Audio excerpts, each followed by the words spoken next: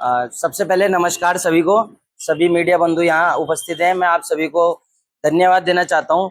देखिए, आज हम जिस मुद्दे पे मैं यहाँ बात करने जा रहा हूँ ये है यूट्यूब से जुड़ा हुआ, जो कि आप सभी को पता है कि हम बहुत महीनों से हम उसमें आंदोलन में लगे हुए थे।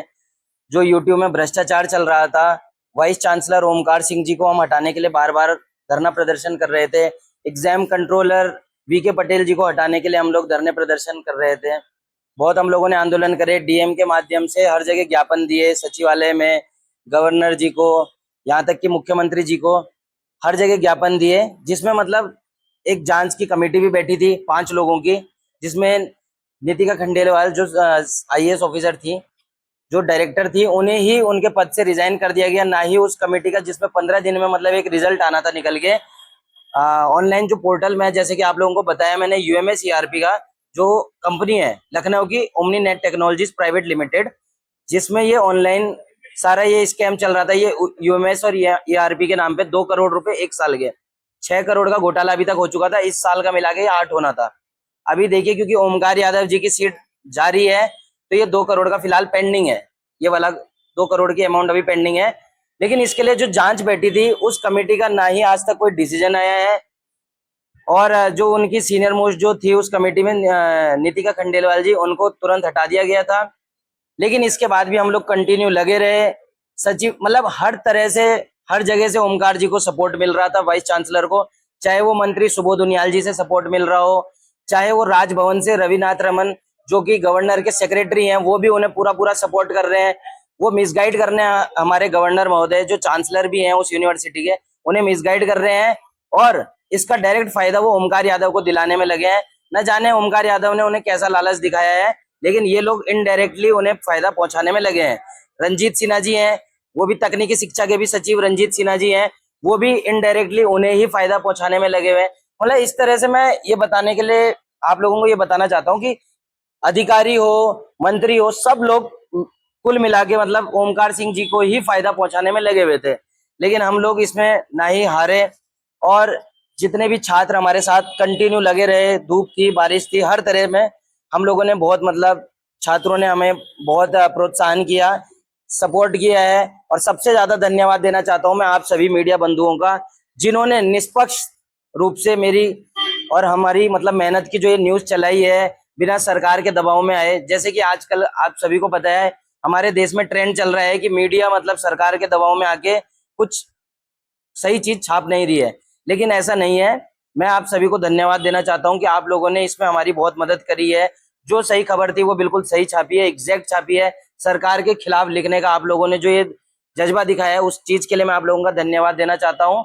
और साथ ही मैं आप लोगों को बधाई भी देना चाहता हूँ कि इस आंदोलन का जितना हिस्सेदार मैं हूँ उतने आप भी थे। और जैसे कि आप लोगों को पता होगा कि अब यूट्यूब के लिए नए वाइस चांसलर नियुक्त कर दिए गए हैं, डॉक्टर तृप्ता ठाकुर जी। तो ये हमारी और आपकी जीत है। लेकिन इसमें मैं आप सभी से एक छोटी सी बात शेयर करना चाहता हूँ।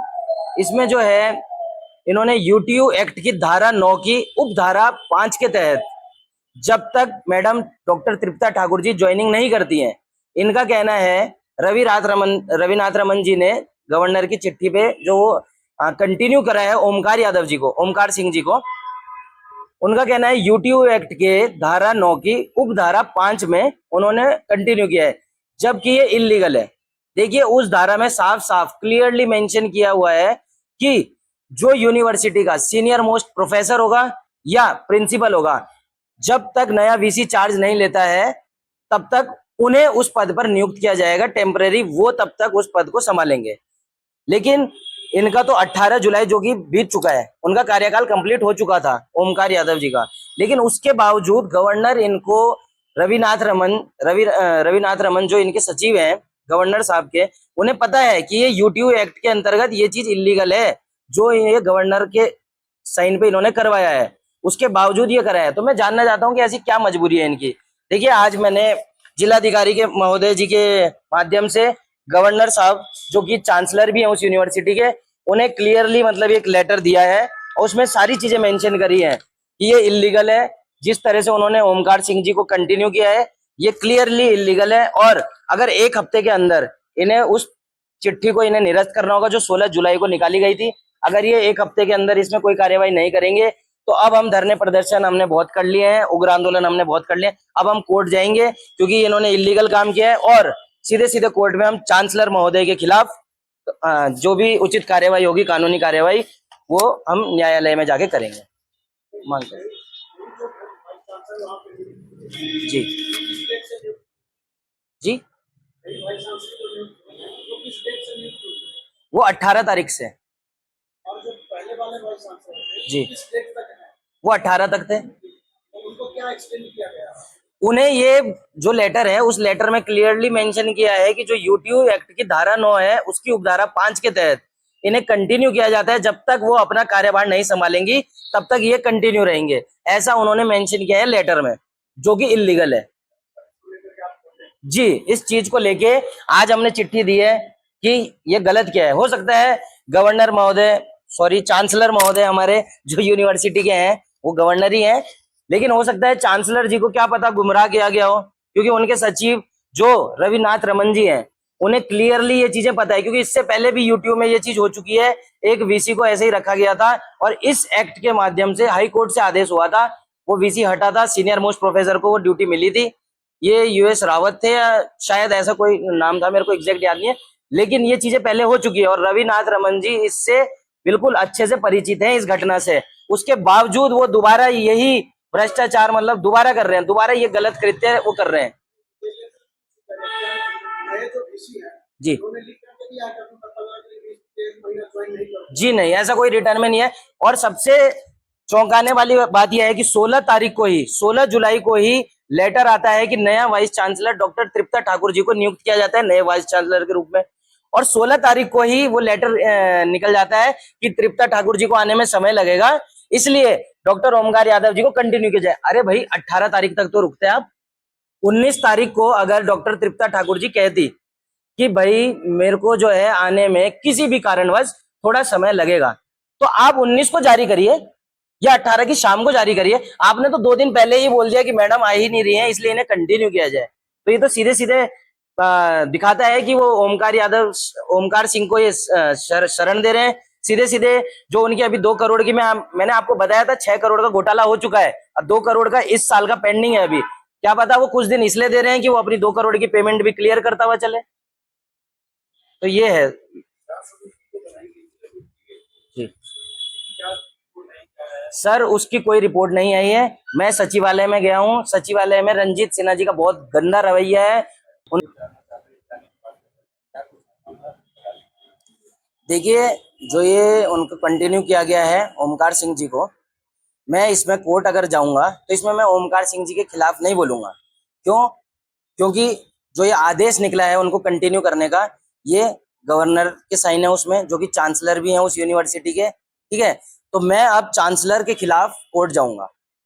क्यों? क्योंकि उनके साइन पे ही ओमकार सिंह को कंटिन्यू किया जा रहा है, तो इसलिए मैं उनके खिलाफ कोर्ट जाऊंगा, क्योंकि ये इलीगल है जो उन्होंने एक्ट वहां पे मेंशन किया है। और ऐसे किसी भी पुराने वीसी को बिना, या तो उस वीसी को ही उनको एक्सटेंशन मिलता है टाइम पीरियड, या वो वीसी को ही मतलब रीअपॉइंट किया जाता, लेकिन ऐसा कोई प्रक्रिया नहीं है कि उन्हें कंटिन्यू किया जाए। ये सीधे सीधे इलीगल है, इसलिए मैं इसके खिलाफ कोर्ट जाऊंगा अगर 1 हफ्ते के अंदर उस नोटिस को ये खारिज नहीं करते हैं। आपने क्या वहाँ पर जो सचिव है, आपके चांसलर के जो सचिव है, जिसे कि आपने पत्राचार किया है कि आप ऐसा क्यों कर रहे हैं या इसका क्या कारण?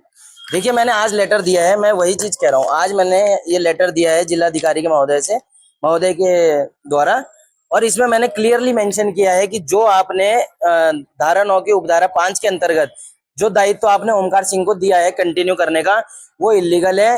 वो कार्य, क्योंकि उनका कार्यभार समाप्त हो चुका है, तो या तो उन्हें आप दोबारा अपॉइंट करते, वो चीज थी, और या उनका आप टाइम पीरियड एक्सटेंड करते, वो चीज पॉइंट की थी। लेकिन जो आप ये मेंशन कर रहे हो कि जब तक नया कुलपति नहीं आता है तब तक आपको वो गलत है। सर मैंने 1 हफ्ते का समय दिया है, जवाब मैं नहीं समझता कि इतना इलीगल एक्टिविटी है इसमें, वो कोई मतलब इसमें हमें कोई वो नहीं खेलना है कि हम वहां से एक चिट्ठी लिखे, वहां से वो एक चिट्ठी लिखे।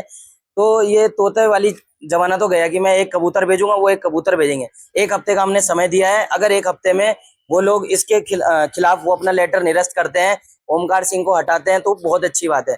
नहीं हटाएंगे तो हम कोर्ट जाएंगे कि इतने बड़ी स्तर से मतलब इतनी इलीगल एक्टिविटीज चल रही हैं। हमारे प्रदेश में। तो ऐसे में तो छात्रों का पढ़ाई से, एजुकेशन सिस्टम से, एजुकेशन मिनिस्ट्री से, एजुकेशन जो ये हमारे ऑफिसर्स हैं, इन सबसे भरोसा उड़ जाएगा।